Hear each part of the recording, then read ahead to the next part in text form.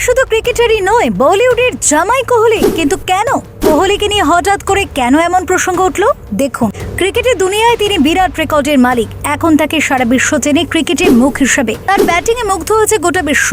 ব্যতিক্রমী নন বলিউডের কিং খান শাহরুখও। ঠিক ধরেছেন, কথা হচ্ছে বিরাট কোহলির।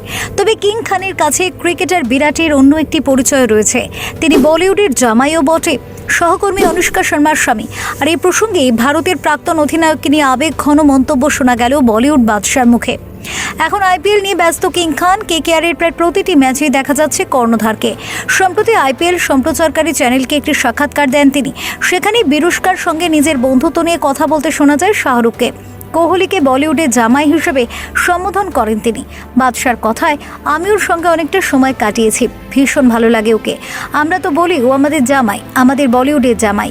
বিরাট আর অনুষ্কাকে আমি দীর্ঘদিন ধরে চিনি। যখন ওরা দুজন ডেটিং করতো সেই সময় থেকে ওদের সঙ্গে কথাবার্তা হয়। তখন আমি অনুষ্কার সঙ্গে সিনেমার শুটিং করতাম। দারুণ মিশুকে ছেলে। একবার কোহলিকে নিজের নাচের সিগনেচার স্টাইলও শিখিয়েছিলেন শাহরুখ। সেই ভিডিও হয়েছিল তুমুল বেগে ভাইরাল। পাঠান ছবির টাইটেল গানে ওকে ডান্স স্টেপ শিখিয়েছিলাম। আসলে একটি ম্যাচে রবীন্দ্র জাদেজার সাথে নাচের ওই স্টেপটা করার চেষ্টা করছিল বিরাট। দেখলাম খুব খারাপ করছে, তাই বলেছিলাম আমি স্টেপটা শিখিয়ে দেবো, যাতে পরের বিশ্বকাপ কিংবা অন্য চ্যাম্পিয়নশিপেও নাচতে পারে, হেসে বলেন শাহরুখ। উল্লেখ্য, অনুষ্কার জন্মদিন ছিল সম্প্রতি। সেই দিনই কিং খানের সঙ্গে বিরুষ্কার ব্যক্তিগত সম্পর্কের কথা জানতে পারলেন অনুরাগীরা। ফেরো রিপোর্ট, TV7 বাংলা।